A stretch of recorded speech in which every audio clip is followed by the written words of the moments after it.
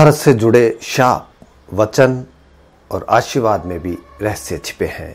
आओ जानते हैं कि ऐसे कौन कौन से रहस्य महाभारत में छुपे हुए हैं। आज हम आपको बताने जा रहे हैं कि कैसे श्री कृष्ण और उनके भाई बलराम परलोक सिधार गए और उनका यदुवंश समाप्त हुआ। 18 दिन चले महाभारत के युद्ध में रक्तपात के सिवाय कुछ हासिल नहीं हुआ। इस युद्ध में कौरवों के समस्त कुल का नाश हो गया। साथ ही पांचों पांडवों को छोड़कर पांडव कुल के अधिकांश लोग मारे गए। लेकिन इस युद्ध के कारण युद्ध के पश्चात एक और वंश का खात्मा हो गया था। वो था श्री कृष्ण जी का यदुवंश।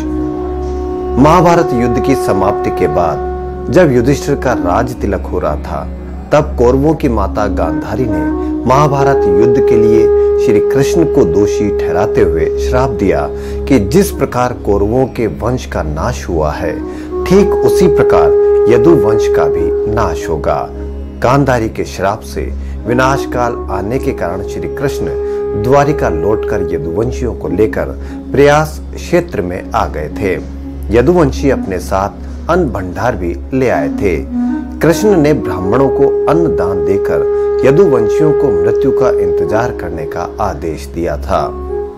कुछ दिनों बाद महाभारत युद्ध की चर्चा करते हुए सात्यकी और कृतवर्मा में विवाद हो गया। सात्यकी ने गुस्से में आकर कृतवर्मा का सिर काट दिया। इससे उनमें आपसी युद्ध भड़क उठा और वे समूह में विभाजित होकर एक दूसरे का संहार करने लगे। इस लड़ाई में श्री कृष्ण के पुत्र प्रद्युम्न और मित्र सात्यकी समेत सभी यदुवंशी मारे गए थे। केवल बब्रू और दारुक ही बच गए थे। यदुवंश के नाश के बाद कृष्ण के ज्येष्ठ भाई बलराम समुद्र तट पर बैठ गए और एकाग्रचित्त होकर परमात्मा में लीन हो गए। इस प्रकार शेषनाग के अवतार बलराम जी ने देह त्यागी और स्वधाम लौट गए। बलराम जी के देह त्यागने के बाद जब एक दिन श्री कृष्ण जी पीपल के नीचे ध्यान की मुद्रा में बैठे हुए थे, तब उस क्षेत्र में एक जरा नाम का बहलिया आया हुआ था। जरा एक शिकारी था और वह हिरण का शिकार करना चाहता था। जरा को दूर से हिरण के मुख के समान श्री कृष्ण का पांव के तलवे दिखाई दिए। बहलिये ने बिना कोई विचार किए वहीं से एक तीर छोड़ दिया जो श्री कृष्ण के तलवे में जाकर लगा। जब वह पास गया तो उसने देखा कि श्री कृष्ण के पैरों में उसने तीर मार दिया है। उसके बाद उसे बहुत पश्चाताप हुआ और वह क्षमा याचना भी करने लगा। तब श्री कृष्ण ने बहलिये से कहा कि जरा तू डर मत, तूने मेरे मन का काम किया है। अब तू मेरी आज्ञा से स्वर्ग लोक प्राप्त करेगा। बहलिये के जाने के बाद वहां श्री कृष्ण का सारथी दारुक पहुंच गए।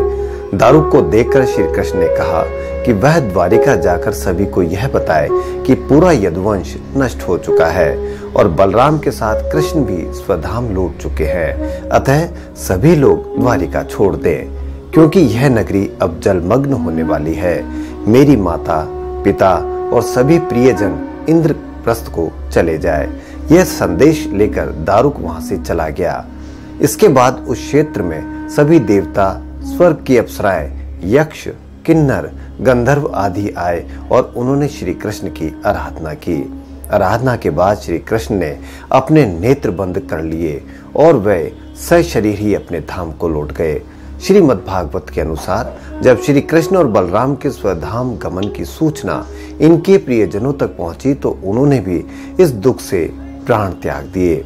देवकी, रोहिणी, वसुदेव, बलराम जी की पत्नियां, श्री कृष्ण की पटरानियां आदि सभी ने शरीर त्याग दिए। इसके बाद अर्जुन ने यदुवंश के निमित्त पिंड दान और श्री यज्ञ आदि संस्कार किए। इन संस्कारों के बाद यदुवंश के बचे हुए लोगों को लेकर अर्जुन इंद्रप्रस्थ लौट आए। इसके बाद श्री कृष्ण के निवास स्थान को छोड़कर शेष द्वारिका समुद्र में डूब गई। श्री कृष्ण के स्वधाम लौटने की सूचना पाकर सभी पांडवों ने भी हिमालय की ओर यात्रा प्रारंभ कर दी। इसी यात्रा में ही एक एक करके पांडव भी शरीर का त्याग करते गए। अंत में युधिष्ठिर सशरीर स्वर्ग पहुंचे थे। संत लोग यह भी कहते हैं कि प्रभु ने त्रेता में राम के रूप में अवतार लेकर बाली को छुपकर तीर मारा था। कृष्ण अवतार के समय भगवान ने उसी बाली को जरा नाम का बहलिया बनाया था और अपने लिए वैसे ही मृत्यु चुनी जैसे श्री राम ने बाली को दी थी। हम आगे भी इसी तरह महाभारत के रहस्य जानेंगे, तो इसलिए आप हमारे प्रोग्राम को देखते रहिए। और यदि आपको हमारा प्रोग्राम पसंद आए तो लाइक, सब्सक्राइब और शेयर अवश्य करें। धन्यवाद।